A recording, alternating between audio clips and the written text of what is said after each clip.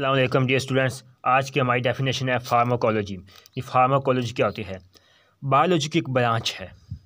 उस ब्रांच में जिसका नाम फार्माकोलॉजी है, उस ब्रांच में डिस्कस किया जाता है, स्टडी की जाती है अद्वियात जिन ड्रग्स की साख्त, तरकीब, कंपोजिशन, खसूसियात। जिन ड्रग्स किस तरह बनती हैं, उनकी खसूसियात कैसी होती हैं, उनको किस फार्मूले किस तरकीब के तहत बनाया जाता है और उनका मेडिकल तबी साइंस इस्तेमालात में कैसे किया जाता है, जानवरों पर, इंसानों पर, उन पर किस तरह से उसका असरअंदाज किया जाता है, किस तरह उसको उस पर अमल किया जाता है कि उसको उसको ट्रीटमेंट किया जाता है, उसकी वो रिहैबिलिटेशन की जाती है।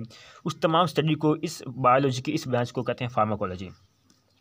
फार्माकोलॉजी में अद्वियात ड्रग्स के ज़राए का भी मुताला किया, उनका सोर्स का भी मुताला किया था। उनके सोर्सेज क्या हैं, वो कहाँ से आते हैं, किस जगह से, किस चीज़ से के उसका बनाई जाती हैं।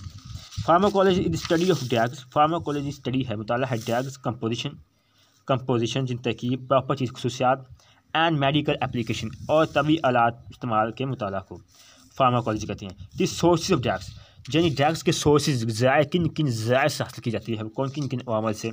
और आल्सो स्टडी इन फार्माकोलॉजी।